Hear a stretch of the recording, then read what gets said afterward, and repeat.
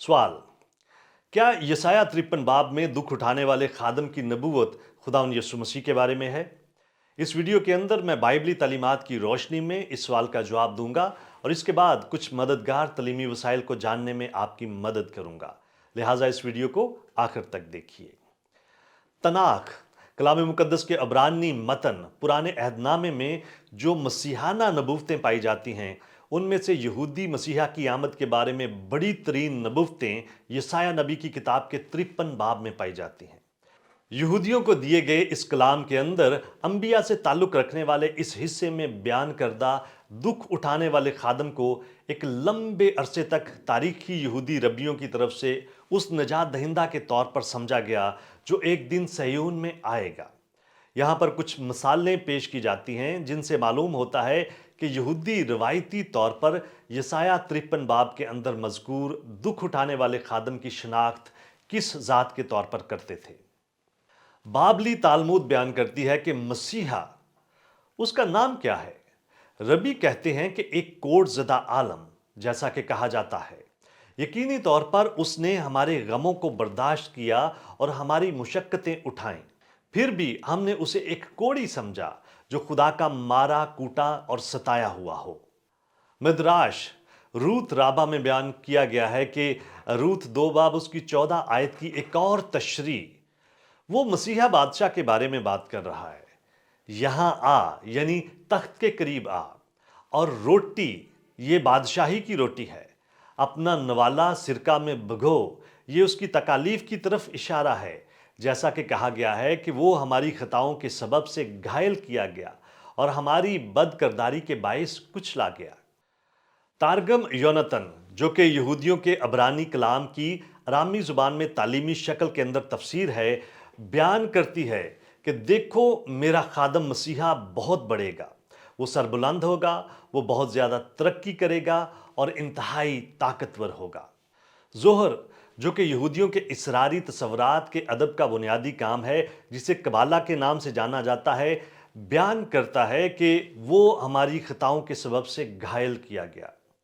वहां पर लिखा है कि बागे अदन के अंदर एक खास मुकाम है जहां पर हर किस्म की बीमारी के बेटों का बसेरा है। मसीहा वहां पर दाखिल होता है और इसराइल की हर एक बीमारी, हर एक दुख दर्द, हर एक अजाब को अपनी तरफ बुलाता है और सब उस पर आ जाते हैं। और अगर वो इसराइल कौम से उनका बोझ उतार कर अपने ऊपर ना लादता तो उस सूरत में इसराइल के अंदर कोई भी ऐसा शख्स ना होता जो शरीयत की खिलाफ वर्जी करने की बदौलत उस अजाब को बर्दाश्त कर पाता। इसी वजह से ये बात लिखी गई है कि तो भी उसने हमारी मुशक्कतें उठा ली। अजीम रामबाम रबी मोजिस माइमोनाइट्स कहता है कि मसीहा की आमद का तरीकाकार क्या है। अचानक से एक ऐसा शख्स उठ खड़ा होगा जिसे पहले कोई भी ज्यादा नहीं जानता होगा, और फिर वो अजीब निशान और मौजज़ात जो वो दिखाएगा इस बात का सबूत देंगे कि वो कहां से आया है। क्योंकि कादिर मुतलिक खुदा जिसने इस हवाले से अपने ख्याल को हमारे साथ बांटा है, वो कहता है कि देख, वो शख्स जिसका नाम शाख है उसके ज़ेरे साया खुशहाली होगी और वो खुदावन की हैकल को तामीर करेगा। और यसाया भी ऐसे ही वक्त के बारे में बात करता है जब वो बगैर माँ बाप और अपने ख़ानदान की पहचान के जाहिर होगा। जैसा कि लिखा है कि वो उनके सामने कौम्पल की तरह और खुश ज़मीन में से जड़ की तरह से फूट निकला। और यसाया के अल्फाज में जो वो उस तरीके को बयान करता है जिसके मुताबिक बादशाह उसकी तरफ कान लगाएंगे, और बयान किया गया है कि और बादशाह उसके सामने खामोश होंगे, क्योंकि जो कुछ उनसे कहा ना गया था वो देखेंगे और जो कुछ उन्होंने सुना ना था वो समझेंगे। बदकिस्मती से जदीद दौर के यहूदी रब्बी ये ख्याल करते हैं कि यसाया 53 बाब में दुख उठाने वाला खादम या तो इसराइल कौम है, या यसाया खुद है, या हता के मूसा है, या फिर यहूदियों का कोई और नबी है। लेकिन यसाया की तरफ से दिया गया ये हवाला बिल्कुल वाज़ह करता है कि वो किसी और के बारे में नहीं बल्कि मसीहा के बारे में बात करता है, जैसा कि बहुत सारे दीगर रबियों ने बयान किया है। यसाया 53 बाब की दूसरी आयत इस बात की वजाहत की तस्दीक करती है कि यह किरदार एक कौम्पल की तरह खुश्क जमीन से एक शाख की तरह फूट निकलता है। एक कॉम्पल के निकल आने का हवाला बगैर किसी शक व शुबा के मसीहा के बारे में है। और हकीकत यह है कि यसाया की किताब के अंदर और कई एक दीगर मुकामात पर यह मसीहा के बारे में एक आम हवाला है। दाऊद की हुकूमत खुदा की अदालत की वजह से ख़त्म कर दी गई और वो एक कटे हुए दरख्त की मानद हो गई। लेकिन इसराइल के साथ ये वादा किया गया था कि उसके तने से एक नई कॉम्पल फूट निकलेगी और वो कॉम्पल मसीहा बादशाह होगा। बगैर किसी शक व शुबा के यसाया 53 बाब का दुख उठाने वाला खादम मसीहा ही है। वही सबसे ज्यादा बुलंद मर्तबा और अजमत को पाने वाला है, जिसके सामने सब बादशाह खामोश होंगे। मसीहा वो कॉम्पल या वो शाख है जो दाऊद की गिरी हुई बादशाही में से फूट निकली। वो बादशाहों का बादशाह बन गया और उसने हतमी कफारा मुहैया किया। यसाया 53 बाब को दाऊद की नस्ल से आने वाले बादशाह यानी मसीहा की तरफ इशारे के तौर पर समझना चाहिए। मसीहा बादशाह के बारे में यह नबूवत की गई थी कि वो दुख उठाएगा और हमारे गुनाहों की कीमत अदा करने की खातिर कत्ल किया जाएगा और फिर दोबारा जी उठेगा। वो दुनिया की कौमों के लिए एक काहन की जिम्मेदारी सरंजाम देगा और वो जो उस पर ईमान लाएंगे उनके कफारे के लिए अपने खून को इस्तेमाल करेगा।